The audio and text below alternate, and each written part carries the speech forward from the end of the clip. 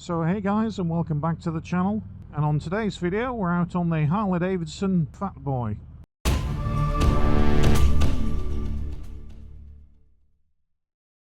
Now this has been kindly lent to me by Harley Davidson UK, thank you very much. And I've got this bike for a week, so it literally is the first ride on this bike and our first trip out. Now initially, what I can tell is it's very comfortable. Obviously it's a cruiser, seat's really comfy, so I think the feet forward position, it's not as forward as I would say the Triumph Rocket 3 GT that I tested recently, and I'll put a link to the video on that just in the right hand corner.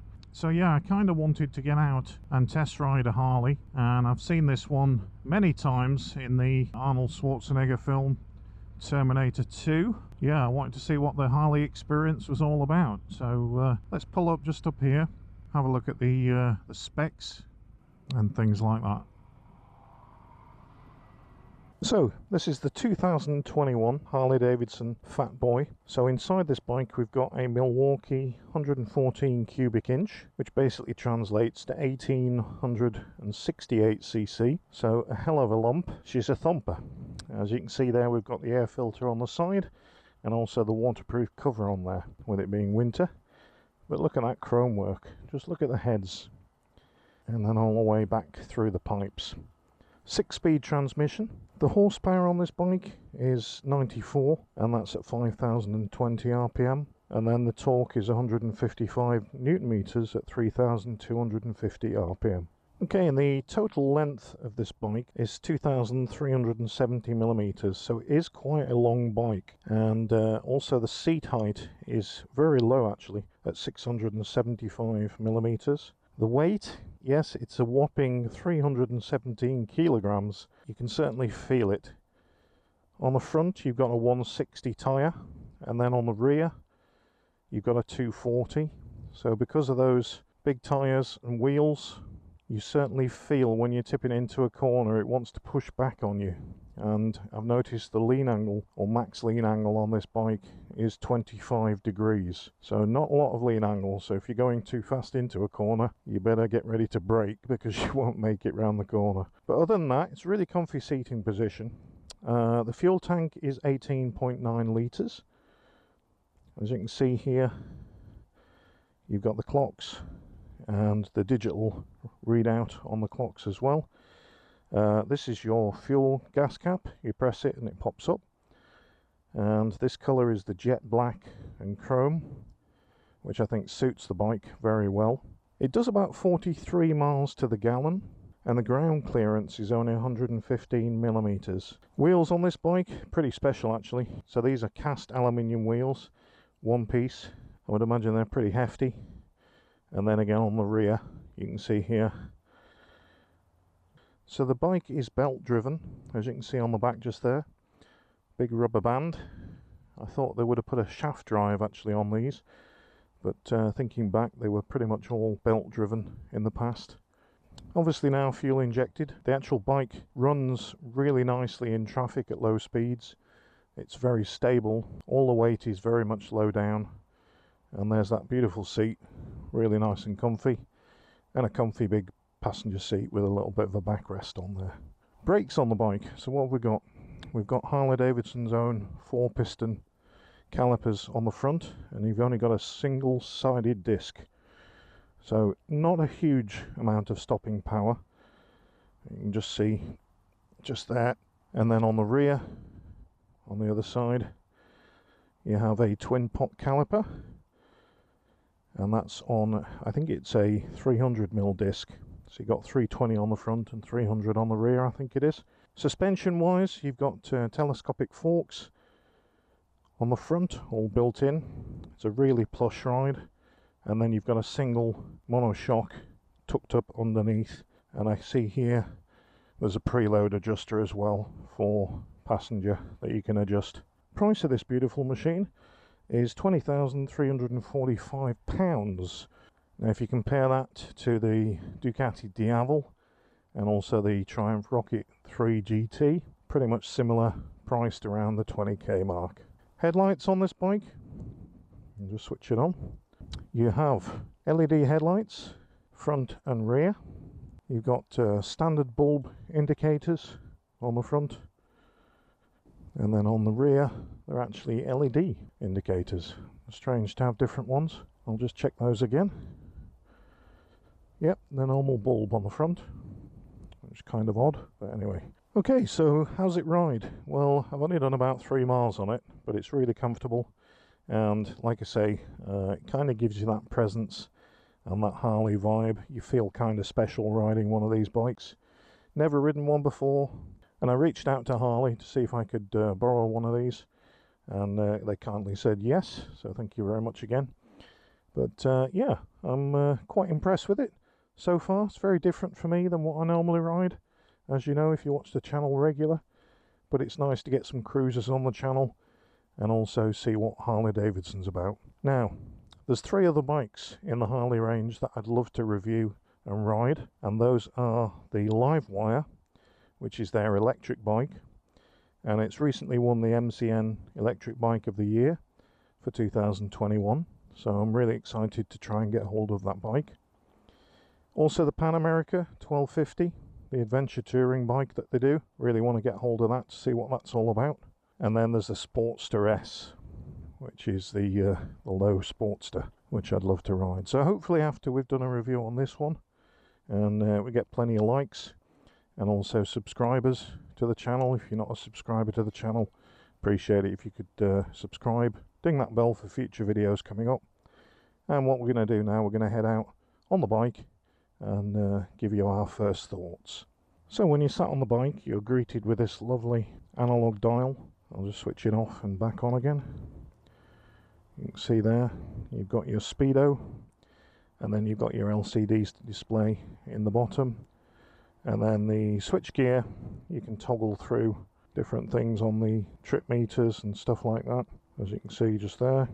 It's got a digital RPM readout. The only thing that I find strange is you've got indicator left and then indicator right, so one on each handlebar.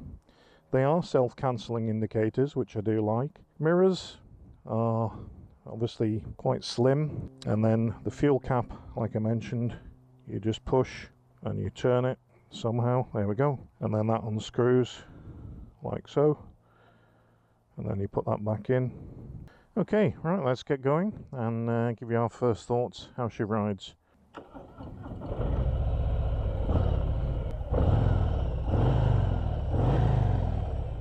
So she's quite quiet for a Harley, and I've just met up with a guy. Actually, he was on another bike that came over to me to just have a look at it, and even he said when I came past him that it was quite quiet.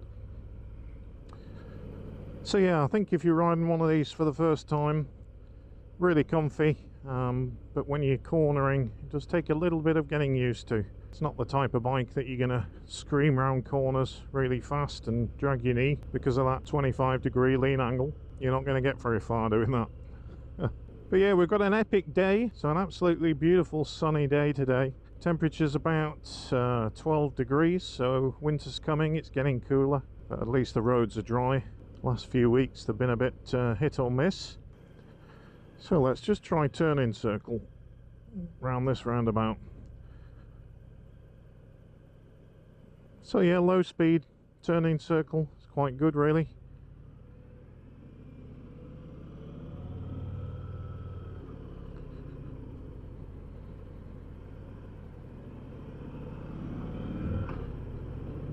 But when you are going a little bit faster, it does take a little bit of getting used to. But the bike is very stable, and she's got a lot of power.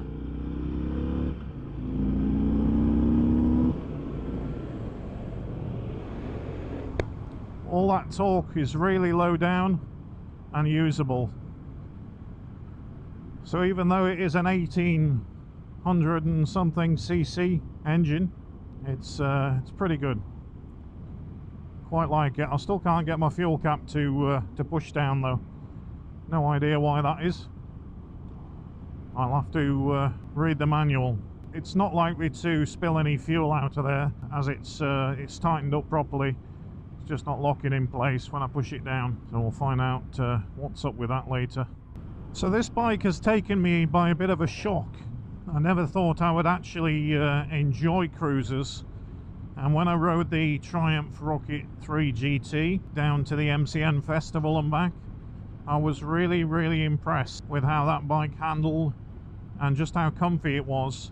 And the same is said with this bike.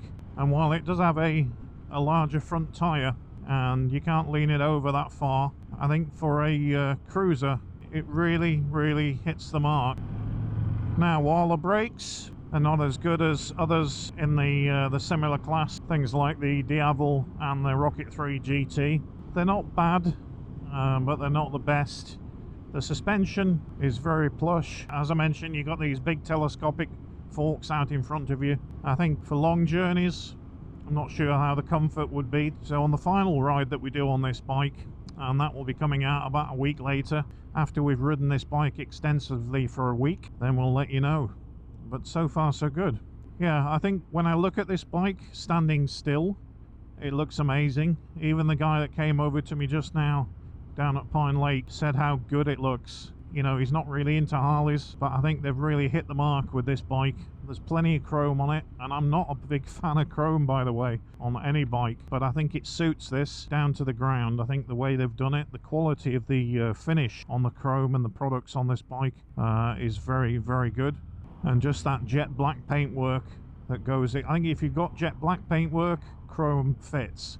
It's like a car. I remember having a 5 Series BMW a few years back, and that was jet black as well, and it had the chrome around the windows and things, and it really looked the part, as does this bike.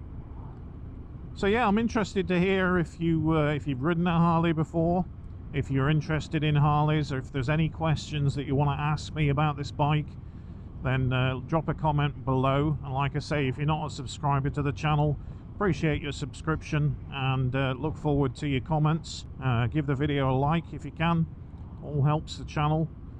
We've got some other bikes coming up in the next few weeks as well. This is the first Harley that we've ridden, like I say, but we'd like to get hold of a few others just to put them through the paces and see what they're like for real road use. Not all of this, you know, what they're like on track. Obviously you wouldn't track this bike because you wouldn't get it around the corners with that lean angle, but you know what I mean. Steaming up a little bit. Actually, it's not the visor that's steaming up, it's the actual glasses I've got on my head at the moment. Need to put some anti-fog on those. The visor, by the way, is my dark visor that I've clipped on today because it's so sunny, and I've just recently put a Speedo Angels anti-fog insert into the inside of this one. If you look on the top right under the screen just now, you'll see a link, and I've shown a video of why I use Speedo Angels anti-fog guards on my visors now and not the pin lock that you normally get with helmets. So go and check that video out as well, it's quite interesting. And I happily can say that I don't have any issues with fogging up or pin locks coming loose and creating a gap that fog up.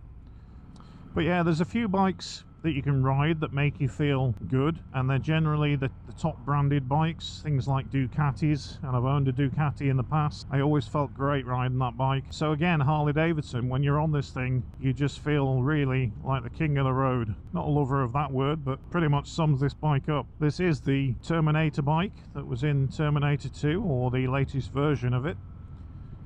I'm just missing the sawn-off shotgun now. I pull out, and obviously no helmet and a pair of shades. Yeah, liking it so far.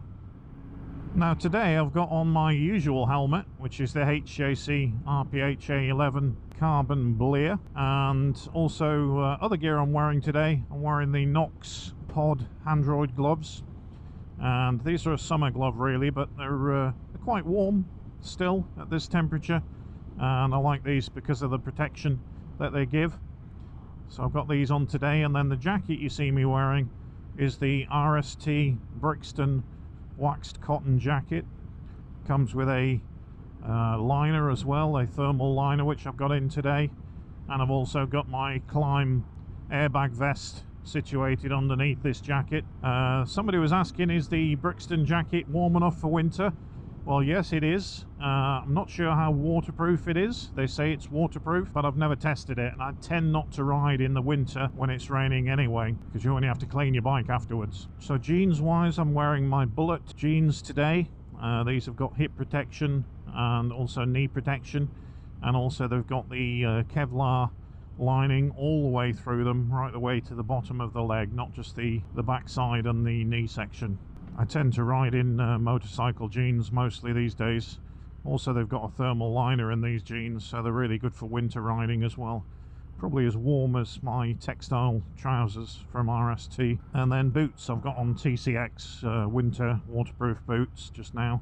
So we're just going to head on to some dual carriageway and see what this bike's like at speed. I actually already know because I've come up the motorway and exit, and I can't get used to this right hand indicator yet. It's very different, and I don't like using my right thumb to adjust things on the right hand side, so I much prefer that they'd had a indicator left and right on the left switch gear just there. But anyway, that's how it comes, but it's good that they're self-cancelling as well. So we're popping along at 65 miles per hour just now. Obviously it's a naked bike, you've got no protection whatsoever, so if you're getting a lot of wind noise, then apologies for that. But yeah, I've got pressure on my chest, pressure on my helmet just here. It's not a bike that you're going to sit above 70, with 70 being the national speed limit. But vibrations, the mirrors, this speed, doing 65, we've got some vibration through the mirrors. It's pretty blurry, to be honest. And then I've got a little bit of vibration through my backside and through the bars from that big V-twin beating away. But visually from here, it's very nice. I can look directly forward and I can see what speed I'm doing just from glancing down with my eyes and not physically having to tilt my head down with my helmet. So that's a plus. I did mention on the last video, the last bike I tested, that was a naked bike also, and all I could see was the road ahead of me. Couldn't see the bike at all when I looked forward, so it's always nice to have some presence at the front of a bike. Now, while the bike has ABS front and rear, it doesn't have any traction control,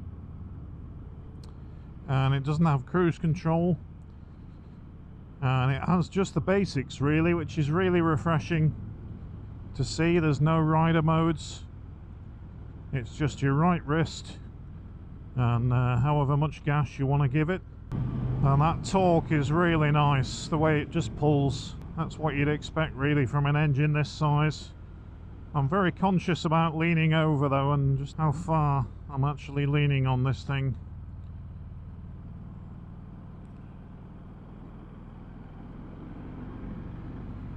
But yeah, she's nice. I never thought I'd say it, but looking forward to testing some other Harleys. If it's not your cup of tea, then great, but I'm trying to appeal to a lot of audiences and different manufacturers of bikes on the channel. Yeah, so we've got some Harleys coming, some other Triumphs are coming as well, and then we've got a company called Vogue, or Vogue, don't know how you pronounce it. Maybe someone can let me know.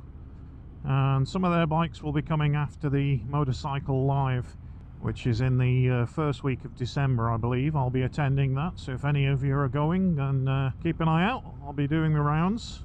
And also I'm interested to hear any comments from any Harley riders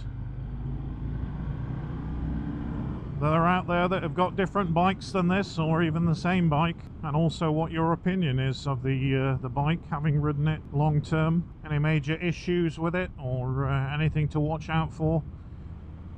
We don't really get a chance to get to that stage with just having it for a week, but what we do get is a good feel for it on the road, how it handles, how capable is it.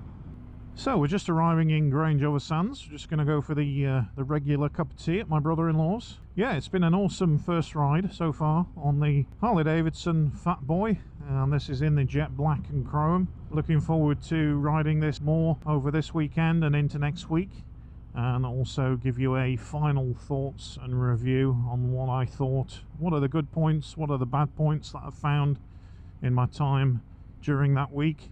So yeah, if you're not a subscriber to the channel, hit that subscribe button, ding that bell for future videos coming up, and I'll catch you all on another video, guys. Take care. Cheers.